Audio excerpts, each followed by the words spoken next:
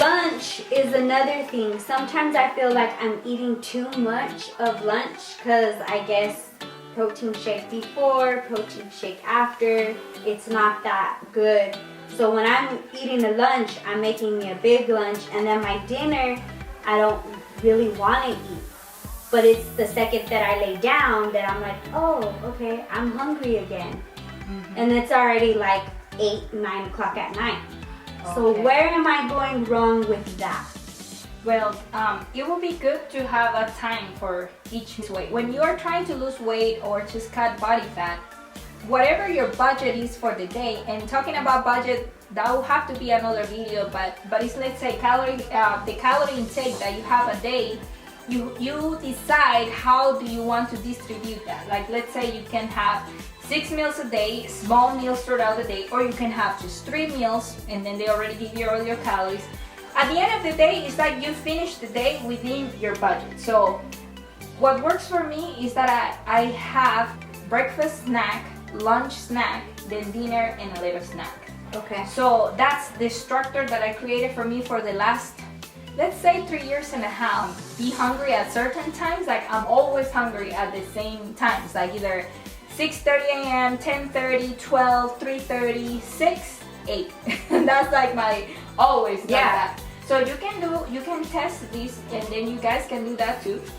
If you feel better just eating, let's say, your pre-workout meal, post-workout meal, and then 2 more meals. Or if you feel better like cutting, right? Lunch, very simple.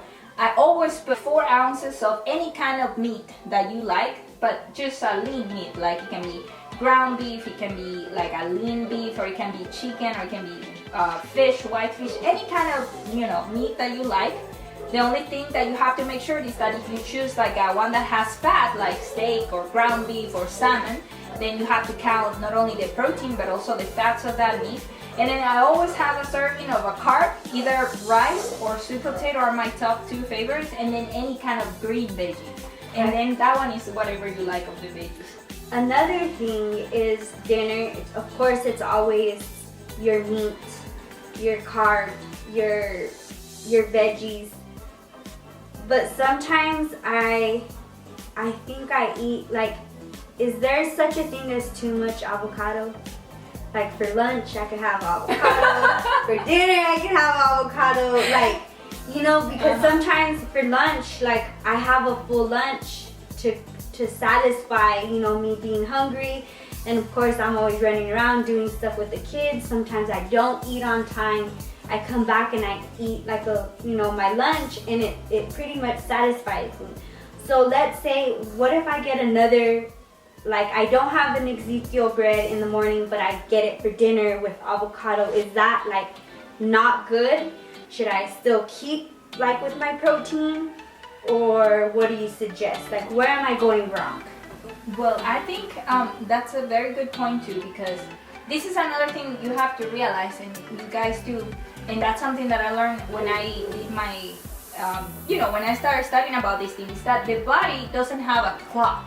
Like, let's say you say, oh, I can't eat like after this time. Like, of course, there are suggestions that maybe it's better if you feel that if you go bed right after eating, you can't sleep because your stomach is working.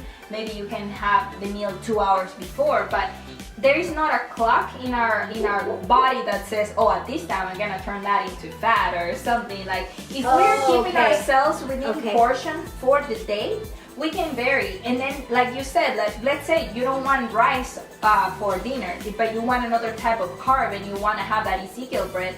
Yes, that's fine if you keep that portion. So I keep saying like portion because at the end of the day, that's the most important thing. So let's say you're measuring your food. So just to give you an idea, let's say the average woman, we're talking about ladies right now mostly, we consume at least 1,500 calories a day that we need. That's like the average in general. That calorie needs can change according to the size and the goal. Like, for example, for me, I consume right now like 1,800, but that changes. Like, depending on my goal, I can go less. So let's say in the case of Liz, let's say she's consuming an average of 1,500 calories a day. So based on that, then you break those calories in how many grams of protein, carbs, and fat do you need for the day? So I like to use that app, and I keep saying about it. You can go on your phone, MyFitnessPal. Then you just put whatever grams you wanna use for the day according to your goal. And then as long as you stick to those numbers, like you're logging, measuring, and logging what you're consuming, so you make sure, let's say if I'm your trainer, like in your case, or if I'm training, you guys are training with me, or you're new into this fitness thing, let's say you have to consume 130 grams of protein a day, and then you have to consume 150 grams of carbs and 36 grams of fat, then you can choose whatever source you like. You always try to choose the healthiest options, of course, like I said, low in sugar, high in fiber, all that. But as long as you measure and log and you stay within those numbers, by the end of the day, like, you are going to see results. So in other words, as long as you stay within your 1500 of calories, your fat, your protein, your carbs, it really doesn't, like, you don't have to eat a certain thing. Exactly. As long as you stay within your protein, your carbs, and your fat. Exactly. So that's what is called flexible dieting. Okay. So this is another approach to nutrition, because before, when I started fitness, I was very repetitive. Like, I had like a meal plan, and I would eat that every single day for months. Yeah. And then you get tired of it. Yes. Like, oh, so it's like, I'm just chicken and broccoli and this and that. No. So flexible dieting is called if it fits your macros. So you have to know your macros first. And this video, we're not explaining how to calculate that. We can talk about it more with a whiteboard or something, so you know exactly what are your macros and how you can know which numbers are the ones for your body type and your goal. But that's the thing, that once you know your numbers, because you have to have a certain calorie intake by the day, but you have to break it down in how many grams of the macronutrients, how many grams of fat, protein, and carbs you need. So yes, Liz, you can choose any food that you like, but that's the thing, that for this type of dieting, you will have to measure and log, so you know, because if you eyeball, we might eat less or we might eat more, right? Even if we don't realize it. Right, and see, that's where I'm at. It was so repetitive, the same, your oats, your whites, this for lunch, your this. You get so tired of the same thing. I'm at the point where I don't want to eat, because I'm like, oh, why do I gotta eat this again? So this kind of helps me get ideas of what I can still eat, but it be different, and me not get burnt out of the same thing. And I'm glad that you said that, because this is the thing, that with dieting, or not dieting, but just striving to eat healthy, most people just get discouraged, like you were saying, like, oh, I'm burned out of just eating this broccoli, like that's all I'm gonna eat to be lean, like, no. Cheetos over there looking good, Well, now that you mentioned that, my suggestion as a trainer is this: you can choose any food that you like, but just try to make 80% of your daily choices as healthy and clean as possible, like things that that are whole grain, that are created by nature, earth, God, and then that 20%, man, if you're craving that, oh, I want like a little bit of goldfish, or I want like a little bit of this, that 20% that is not kind of naughty. You can fit it. Slice of pizza don't fit in that category. That one might fit, but the only thing is that it's very rich in calories, of course. But yes, you can even add that as long as you put it in your macros, but you don't make it like the main, food of the whole thing. Is kind of like the 20% of it. So that way, man, you give your body and your mindset a break. Yes, yes. Yeah. And another thing is, do you recommend, like, I hear a lot of people say, no cheat meals. If you cheat, then this and this, you're just gonna continue to do bad. Like, do you oh my God.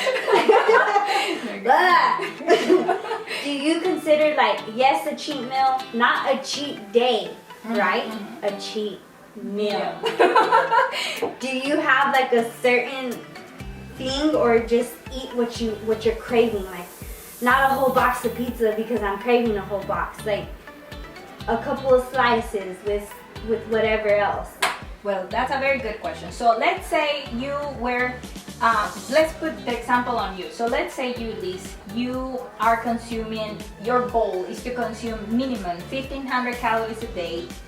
For example, 135 grams of protein and 140 grams of carbs and 40 grams of fat. I'm just putting numbers roughly according to her size and things that, you know, that according to my experience. Let's say those are your numbers. So you are eating like that all week, you're using different foods, but you're always staying within your macros, you know?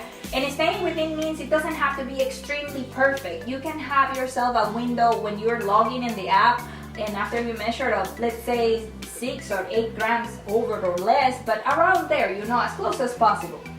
So then you were striving to eat like that. Now, the suggestion that I gave of the 80-20, it's important because if we just kind of not so clean foods, is like our progress, we're still gonna make progress, but it's gonna be a little bit slower. So we make sure that 80% of it every day is good, but let's say the weekend is here, and then on Saturday at dinner time or Sunday at dinner time, just that dinner, like a cheat meal that you want to have with your family. Yes, you can go ahead and have whatever you like. The thing is that you just don't go wild and crazy and eat until you can't eat no more and explode, and then you have the baby belly and all that. No, just eat whatever you like. Like if you were craving a burger, if you were craving pizza, but it's what you eat that you feel satisfied. Just for that meal. Yes. Not the whole day. Exactly. Okay. Because then it's a ton of calories, and pretty much you ate back all what you lost during the week. You have to do some double crunches, girl. And a lot of cardio. So yeah, no, like whatever you like. Like let's say if for you, for me, if I have a pizza, I will have 2 slices. I will have like 2 or 3 of the cheese bread, and that already fills me up. So, but I won't go like, oh, and keep eating. That's my point. Like you just eat that you're satisfied. But then when your body tells you stop, stop. Stop. Alto, stop. Yes. Do you have a question about dessert or? Yes, I do. So, I don't know why. I don't know if it's a woman thing or what, but why is it at night I want like chocolate chip cookies with milk, or a tub of ice cream, or like those cupcakes that I had to buy for my son for his 7th birthday party? Like, why can't I get that? Like, it just seems every day. Bing, let's just have some sugar. You ate good all day, let's just mess it up here at night. Like, what would satisfy me and make me feel like I'm doing not so bad, to where it's like, it just comes natural to me, like, oh, I can have this and it'll solve my craving. You know? Yes, very good. So yes, that's something we all struggle with, because there is like I don't know how to explain it, but I feel the same. Like after 5, Yes. staying on track, man, it's extremely hard. And then I'm the type that I eat my dinner, and I don't know why. I've been like this forever. I eat my dinner and I have to have something sweet. Like, it's just, I don't know. Okay, I'm not a salt I person, got you, girl. but I'm a sugar person. Well, that And I know want that. me some apps, okay? And the crazy part is that they both don't go together. I know, So it's and like, milk. What is so bad with milk? No. Because I think vitamin D, that's milk. Oh, you know, but Yeah. No, is it no, because this- it makes you bloated? Like, what's the deal with milk? No, that's a very good question. So let me start with the sweet first. Like at Yeah. night. So at night, I'm like Liz too. Like I do have cravings. So I'll tell you my tricks. Number 1, I must have my why. Like why I want to get in shape. Something like that reminds me on my refrigerator. So when I'm around the kitchen, I look at that and I'm like, oh. So for me, let's say if the hardest experiences that I have had with that is like competing, for example. Let's say I'm getting ready for a fitness competition and I can't have nothing, like 0 sugar, 0. And that's like hard because I go bed drinking, sleeping about like that chocolate chip pancake and like ice cream, all that. So having that on the refrigerator, something. It doesn't have to be something so big that everybody's talking about it, because I imagine in your house like, oh mama, what's the bikini photo? But I don't know, a reminder. That's something that helps. Then the other thing is that, well, in my case, since I haven't been blessed with kids yet, I don't have the temptation, so that I don't even buy the temptation because I know that's too much. But for you, Liz, and you moms out there that you have your babies or your kids that they want sweet, that's one thing. Like, your wife would remind you like, well, I'm gonna sacrifice this because I have these goals, so I need to stay strong. But there are things that you can do. For example, at night I didn't bring it here, but there is something called casein protein. Casein protein has a sweet taste of chocolate or vanilla, whatever flavor you choose. And it's incredible because, I don't know, I love it. Like, I have 1 scoop, and this casein is different of the regular whey protein because it's thicker and it's a slow release protein. So it actually takes a little longer for the body to give it like as food to your muscles. So that one, immediately, like once I have a scoop of that, it cuts my craving. I feel full, I feel satisfied. That's one option. The other option is this other protein that is called Devotion Nutrition. This protein you can do actually protein, how do you call it? Like the pudding? Pudding, that one. So you do a protein pudding with that one. That one is thick, it's a thick protein too. So yeah. It's not a regular. So with that one, I make myself like 1 scoop with a little bit of water. I mix it up and then I add. Okay, so Liz, and in your case, another one. This one is so good. I'm not a sponsor by them, I wish. Devotion Nutrition. I love your product. So 1 scoop of this with a little bit of water, it mixes perfectly well as a pudding. Okay. Am I pronouncing that right? Pudding. Pudding. Yeah, pudding. Pudding. En español. That sounds better. But that one is really, really good, and it has protein and it's low sugar, but it does help you with your sweet craving at night. Now another option that I go with is this. So this is something I found recently. So look, it depends on you though. Like, I love this stuff. What do you call it? The Jello.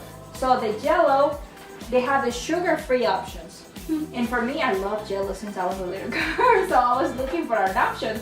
So this one only has 5 calories for, well, 1/4 of the package. So pretty much it's 10 calories if you serve yourself like a half a cup. So that's pretty good. So you can make little, containers of half a cup of Jello, sugar-free, and that also kind of satisfies. Maybe that's what I need to do. Just make pudding out of this, Jello out of this, and when someone wants sugar, instead of saying, hey, Mama, can I have a cookie? We're like, come on, let's eat some Jello together. Let's have some pudding. And I'm not doing bad. Yes. Or you can let them have a little bit, but then you stick to your kind of dessert that is a little bit lower in sugar. This one is another option. This one doesn't have protein like the option that I told you. So for me, this one is number 1. But this is a number 2 option for pudding. This one is sugar-free too, fat-free, and it has only 40 calories for also like pretty much the 1/4 of the package. So as long as you have your little containers, that you can use it. And then the other option, and last option, let's say you're being good all day and you want to look at your face. The happiness cannot have a cookie. This cookie is a complete cookie from Lenny and Larry's. I don't know, like this brand. Probably you have seen it before. Okay, so that one has. When I have cookie, I want some milk. Can we talk about the milk now? Oh, okay. Because I'm a dunker. I don't like basketball. I don't play basketball, but I like to dunk rich cookies. So. Okay, milk. What would be a good milk? Because my boyfriend is like, why are you buying 2%? He likes the whole milk. Well, and if I buy the whole gallon or half the gallon, I'm the only one drinking it. So it kind of goes bad. So what? I see what you mean. You know what I mean? Mm-hmm. Well, if you're having the whole milk, you have to realize that it's gonna have, yes, more fat than the 2% milk. That's what you're watching. So because, once again, fat, we love food with fat, because fat makes food taste amazing. It doesn't matter which type of food, if it has fat, it's gonna taste good. But if, let's say your goal is to have 40 grams of fat a day, and then as long, once again, we come back. So as long as that cup, I would say cup, because if you're serving yourself a half or 1 cup maximum, I would say is good enough. So 1 cup of milk, whatever, you know, it has like, there is one brand called Fairlife that it has for 1 cup 13 grams of protein. I know that one for the 2%, so probably the other whole milk of the same brand still have that amount of protein but a little bit more fat. So that's the only thing you have to watch for the whole milk, is the amount of fat that it has. So as long as it, you know, fits in your daily fat grams, you know, according to your macros, then it's okay. Yeah, and it's not like I'm gonna have milk every day, you know, it's just like in that time, then that spur of moment where I want a cookie with milk. Like, it's hard to put the milk back in the refrigerator when you got a cookie. Yeah, no, the 1 cup of the whole milk is fine. Then just check like the, like I was saying, the rest of the fats that you had during the day. So you make sure that you kind of, if you know you're gonna have that milk at night, then just kind of check your fats during the day so you don't go over them.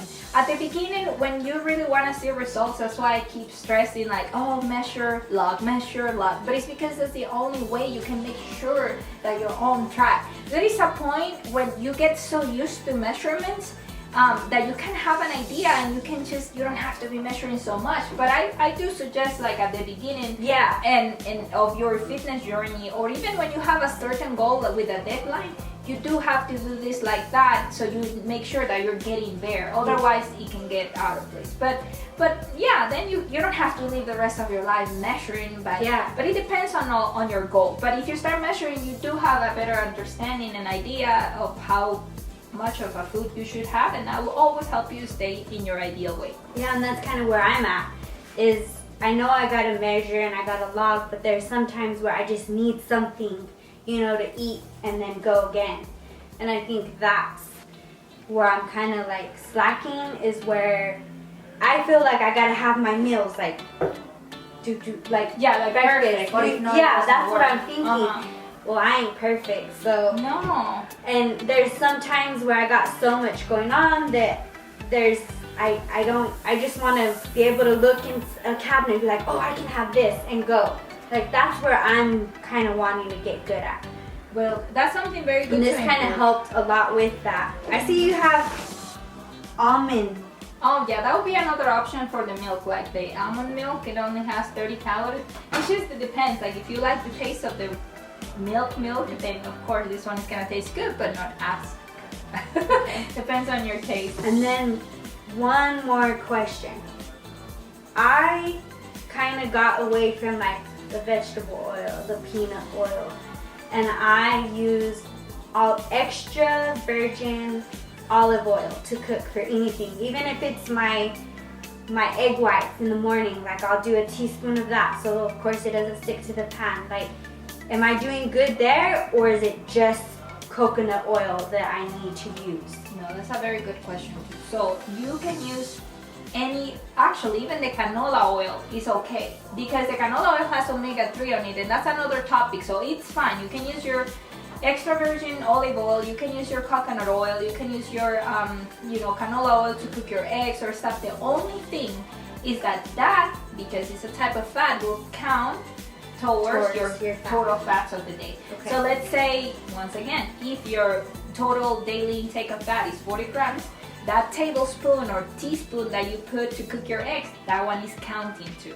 So that's the only thing. Unless it's a little spray that you just put a little bit, well, that's hard to measure. So yeah, if it's like a tablespoon or that, then yes. But you can use any like oil, like that's so fine. If we work out in the morning and then do a workout in the evening, and let's say I do eat, cook with olive oil in the morning, and then I cook my chicken with olive oil.